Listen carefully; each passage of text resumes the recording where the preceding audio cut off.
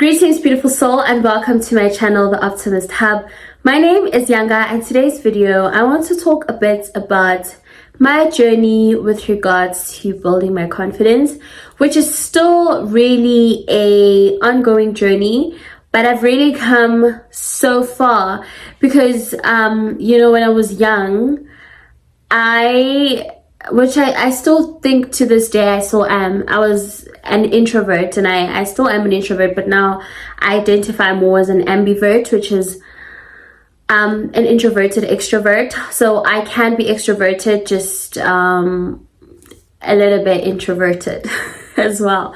And perhaps most of the time, I'd say honestly, if I were to quantify it, I would say I am 60% introvert, 40% extro. Again, the extroverted part of me really depends on who I'm with, the environment that I'm in, and just honestly the general ambiance and the people that I'm with. It really is just about I'd say the environment and the relationship that I have with said individuals. But for the longest time, I was an introvert, like extremely. And with that, I was also very shy. My shyness was the kind that would make me cry, especially when I'd have to interact with people, or just even smallest thing as greeting someone for me was just a big deal. I would cry and just I hated doing that. I hated interacting. I'm someone who enjoyed a lot of their own company, and I still do. I mean, now I still do enjoy my own company. That's because, again, I think growing up as an only child was a contributing factor. I don't have siblings. Yes, I have cousins, but I don't have siblings. So, and yes, I'm the firstborn and the lastborn, but I think if I had siblings, I'd probably have to be just a tiny bit more not shy, or even not as introverted. I don't know, I'm just at this point assuming that would have been the case. But yeah, basically with that, being an introvert and being shy for me was a pain point. I really loathed being shy. I really hated it. I remember in varsity, I'll never forget this moment. I think that was a turning point for me. This was in 2018. I remember calling my mom and crying and just saying to her, "Mom, I hate my life." I just felt like all I ever did, which granted at the time academics was really just the center of my life, right? But all I ever felt I felt like I was like a whirlwind. I literally even described I was just repeating a mundane life, and there were things I wanted to do, but I was so scared. My shyness stood in the way, and being an introvert did not help as well. And I'm not saying all introverts are shy. I've actually come across I have a friend who is an introvert, but she's quite confident. She's very confident. She is not shy at all, right? But then you have people like me who are just a combination of both. And I remember calling my mom. I was in my room at Ray's. I was like, "Mom, I hate my life so much, that I want to do, that I thought I would do, that I would be." I had so many, the vision that I had of me, or a version of me that I had, in my varsity days versus the version that I was, simply because I was so afraid to step out of the box, simply because I was afraid to really just lean into the things that I wanted to do. It crippled me. It really paralyzed me. It made me so upset, and I felt so low. And as a result, I think it also resulted in me just having low self-esteem, because I just did not see myself doing the things that I've always wanted to do, just because I was so scared of how I was going to be perceived, or how,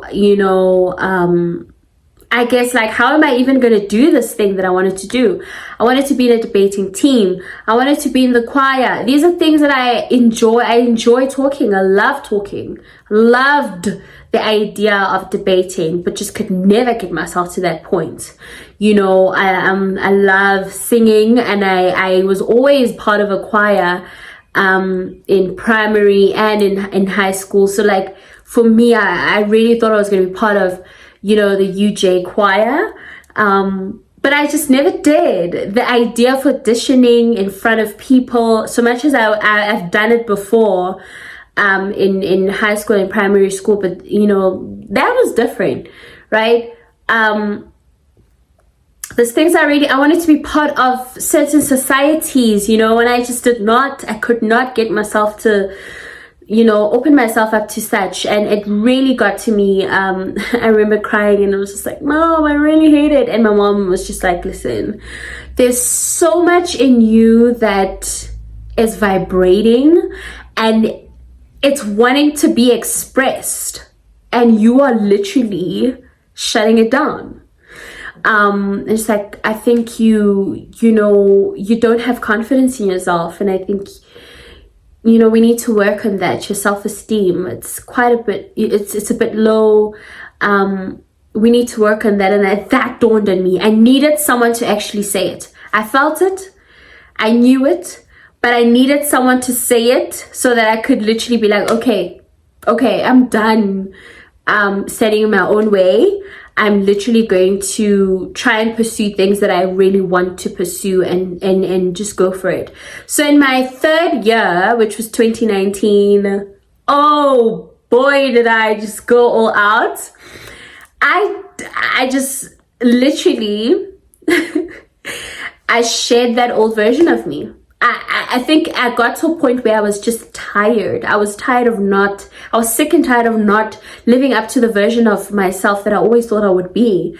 And I leaned into that version. I started signing up for societies. I signed up for a band group called Muso. We had jam sessions. It was lit every Fridays. It was just like amazing. I opened myself up to even auditioning for, so there was like what do they call it? A competition between different races, residential areas, or residential accommodations. I stayed on campus, so there was different, races there, and we were competing against each other through singing, right? And I was part of a choir. I auditioned. I remember just being in that line and thinking to myself, oh my god, yes, I didn't audition for the UJ choir, but I still went and auditioned for something that I really loved. I still put myself out there. Was it scary? Yes, it will always be scary. You'll always feel nervous, but I think the reason why we feel scared is because it matters. It's because we want it to work. It's because it is meant for us. It's because we are scared because we don't really know what the outcome is going to be. But if you know the input, which is the intention behind whatever it is that you want to pursue, right? Your heart, your passion, your desire, the fire that is burning within you, that is the input. It is bound to result into an output that is favorable, right? So yes, when we are trying to go for things, and every first attempt at anything will be scary because we don't know. Yes, we may have reference. People may have done it before prior to us. We may have them as reference and say, okay, this is how it went for them.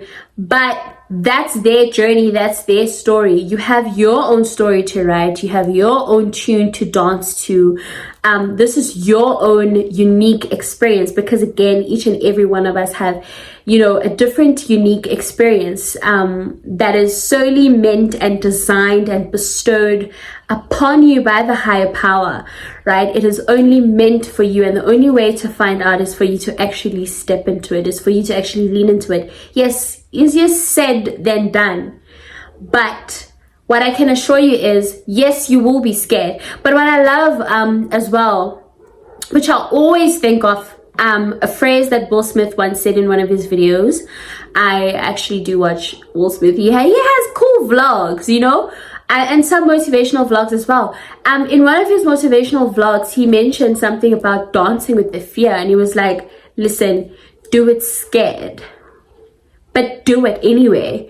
And when he mentioned something about dancing with the fear, I started imagining, you know, when you first, literally and figuratively, when you're trying to dance to a tune you're not really familiar with, at first you might be reluctant. At first you're going to look around and try and suss out and see, even like, are people perceiving me? How will I be perceived? And as much as it really shouldn't matter, it seems to matter to us as humans. It's as though we are seeking validation or approval from each other, and you know, I think to some extent we should just really don't care about whatever people think or say about whatever your dreams, your visions, your ideas, your visions. In fact, I think keep them to yourself, work on them silently. Be very low-key about it, but when it's time to launch, when it's time to go, when it's time to lean into it, when it's time to, you know, push, definitely be loud about it. And, you know, that will basically mute all the noise, the outside noise that we tend to, you know, accommodate. If you just do things for you and not for other people, right? But going back to my, you know, idea of this phrase, dancing with the fear, is when you first start, you're not quite sure, like, okay, what is this tune? What is it about? Especially if it's a song, or in this instance, a path that is quite different to what you've been exposed to, right? You'll first put one foot in front of the other, and you're not quite sure.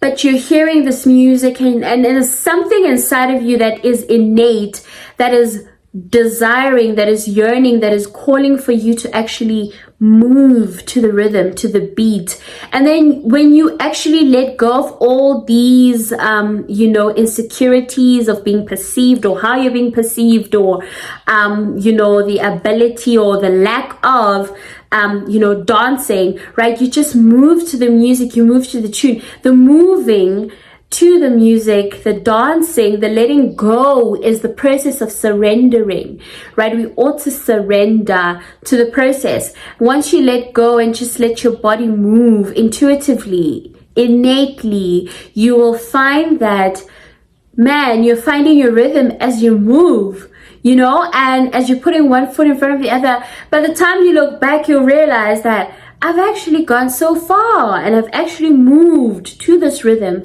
unknown beat, but you've surrendered to it.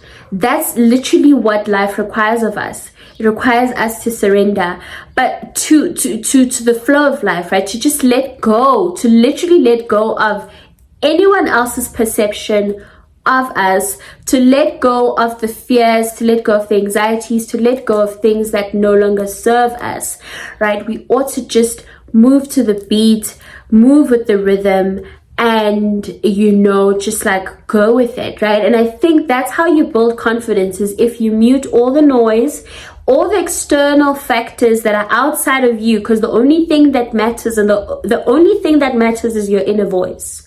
The only thing that matters is your intuition. The only person that matters is you. It's about how you feel. It's about what you want. It's about what you desire. I think in this instance, with also building confidence, is that you need to be selfish, and not in a bad way, not in a greedy way, but be selfish in the sense of putting yourself first, right? Putting your desires first, instead of putting them at the back end, you know, because we tend to want to please people more than ourselves. We tend to, you know, bring to life other people's dreams as opposed to ours. And I find that to be quite tragic. It's such a tragedy that we don't believe in ourselves that much. I want each and every one of us, this is my wish, that we all are just full of ourselves. I think I mentioned this in my previous video. Again, this is inspired by something that Oprah once said, is be full of yourself. You need to fill your own cup, that it overflows, and then you're able to pour from the overflow. You should never deplete any part of you or who you are, right? You should pour from your overflow. This is how you build confidence, is if you actually put yourself out there. You let go of the insecurities. You detach yourself from negativity. If needs be, remove yourself from negative environments, from negative energies, from negative people, right? Because people tend to just say things in passing, and they may not necessarily be aware that they're actually destroying and diminishing the little faith that we have in ourselves to pursue whatever dream. Because I remember actually there was this one time, still in varsity, at the time this person was my friend until they said what they said, and then I literally was like, at this point they are an acquaintance. But I remember I was like, oh my God, I would like to start a business. I see myself as entrepreneurial. You know, I am just going to be an entrepreneurial mogul. I'm going to do the most. And she literally said to me, I don't see that for you. You don't have the character. You're too shy for that. You're too, and you know, at the time, my shyness was this thing that was my ick. You know, it was this thing I really wanted to get rid of. Do I still have moments of being shy? Absolutely. Do I still have moments of being an introvert? Absolutely. That's a part of me. That's who I am. But now I'm able to really just put that aside, because it's not going to work for me, right? Being shy is not going to work for me specifically, right? I found it to be quite, you know, I felt like it was paralyzing me. I felt like it was holding me hostage. I wouldn't even be doing this. I wouldn't even be having a channel if I allowed my shyness to get the better of me, right? Being shy is not bad. It's not all bad. But it really is, again, if it aligns with who you are and what you really want to do and you want to be, and that requires, you know, exposing yourself and putting yourself out there, then we need to actively work on just shedding that shyness and letting go, surrendering to the tune, the dance, the music of life. Just move with the flow. And, you know, I think your future self will be very happy that you took the chance, that you took the risk, right? And you just went for it, right? We are all afraid of our firsts because we don't know.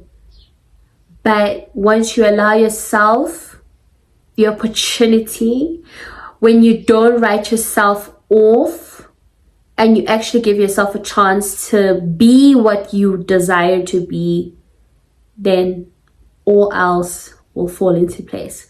And with that said, beautiful soul, may goodness and grace lead you to greater heights of success. Namaste.